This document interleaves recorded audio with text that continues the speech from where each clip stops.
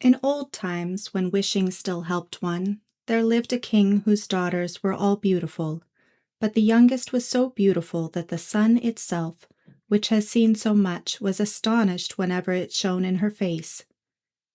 Close by the king's castle lay a great dark forest, and under an old lime tree in the forest was a well. And when the day was very warm, the king's child went out into the forest and sat down by the side of the cool fountain. And when she was bored, she took a golden ball and threw it up on high and caught it. And this ball was her favorite plaything. Now it so happened that on one occasion the princess's golden ball did not fall into the little hand which she was holding up for it, but on to the ground beyond, and rolled straight into the water. The king's daughter followed it with her eyes, but it vanished, and the well was deep, so deep that the bottom could not be seen. At this she began to cry, and cried louder and louder, and could not be comforted. And as she thus lamented, someone said to her, "What ails you, king's daughter? Your tears could melt a heart of stone." She looked round to the side from where the voice came and saw a frog stretching forth its thick, ugly head from the water. "Ah, old water splasher, is it you?" said she. "I am weeping for my golden ball, which has fallen into the well." "Be quiet and do not weep," answered the frog. "I can help you. But what will you give me if I bring your plaything up again?" "Whatever you will have, dear frog," said she. "My clothes, my pearls and jewels, and even the golden crown which I am wearing." The frog answered, "I do not care for your clothes, your pearls and jewels, or your golden crown, but if you will love me and let me be your companion and playmate, and sit by you at your little table, and eat off your little golden plate, and drink out of your little cup, and sleep in your little bed, if you will promise me this, I will go down below and bring you your golden ball up again." "Oh yes," said she, "I promise you all you wish, if you will but bring me my ball back again." She, however, thought, "How the silly frog does talk! He lives in the water with the other frogs and croaks, and can be no companion to any human being." But the frog, when he had received this promise, put his head into the water and sank down, and in a short while came swimming up again with the ball in his mouth, and threw it on the grass.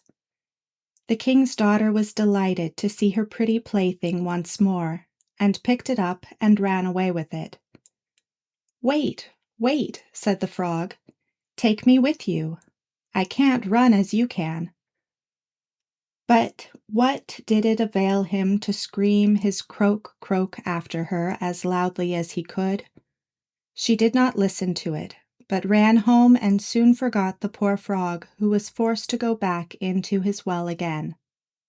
The next day, when she had seated herself at table with the king and all the courtiers, and was eating from her little golden plate, something came creeping, splish, splash, splish, splash, up the marble staircase, and when it had got to the top, it knocked at the door and cried, "Princess, youngest princess, open the door for me." She ran to see who was outside, but when she opened the door, there sat the frog in front of it. Then she slammed the door, in great haste, sat down to dinner again, and was quite frightened. The king saw plainly that her heart was beating violently, and said, "My child, what are you so afraid of? Is there perchance a giant outside who wants to carry you away?" "Ah, no," replied she, "it is no giant, but a disgusting frog." "And what does a frog want with you?" "Ah, dear father, yesterday, as I was in the forest sitting by the well playing, my golden ball fell into the water, and because I cried so, the frog brought it out again for me, and because he so insisted, I promised him he should be my companion, but I never thought he would be able to come out of his water. And now he is outside there, and wants to come in to me. In the meantime, it knocked a second time and cried, "Princess, youngest princess, open the door for me.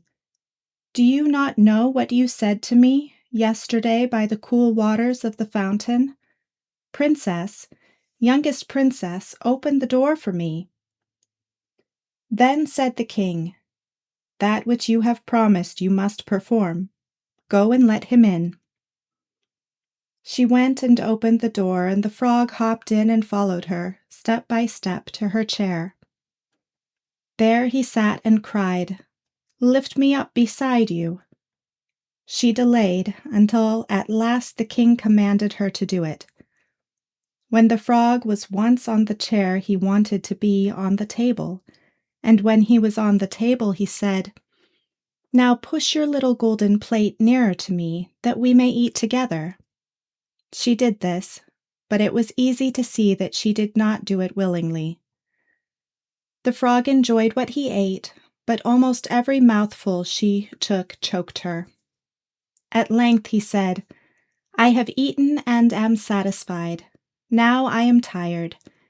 Carry me into your little room and make your little silken bed ready, and we will both lie down and go to sleep." The king's daughter began to cry, for she was afraid of the cold frog, which she did not like to touch, and which was now to sleep in her pretty, clean little bed. But the king grew angry and said, "He who helped you when you were in trouble ought not be despised by you afterwards."